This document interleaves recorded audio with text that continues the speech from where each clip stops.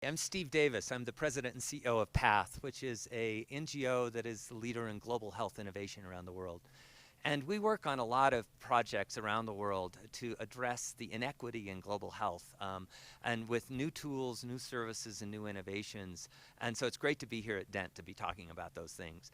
I just spoke a little bit about the fight that we are waging with lots of partners around the world to hopefully see the elimination of malaria in our lifetime. This is a big agenda because malaria has been around for several millennia and is actually, the mosquito is thought to be probably the single most dangerous organism in the human history. So we have a lot of work to do to figure out how to actually eliminate it. But we've made a lot of progress over the last number of years. In fact, today, malaria and other types of mosquito-borne illnesses are actually only in about half the world. So we've actually seen the elimination of malaria in about half the world. The challenge, though, is it's still in the places where the poorest parts of the world, and it's now become a disease of the poor. It also creates a lot of poverty.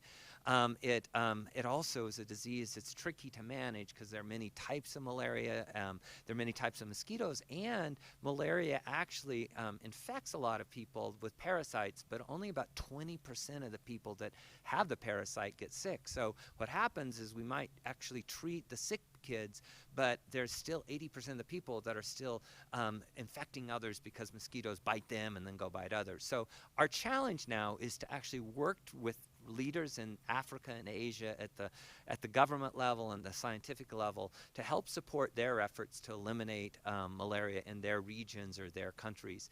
And we're doing that using a bunch of new tools, like working on new vaccines, better drugs, better diagnostics, and even some sort of far out ideas about how do you genetically modify mosquitoes and things like that. We also know that it's not just a matter of sort of somebody coming up with a cool product, but we have to actually start working on supporting system redesign and really thinking creatively about how do you make things simpler?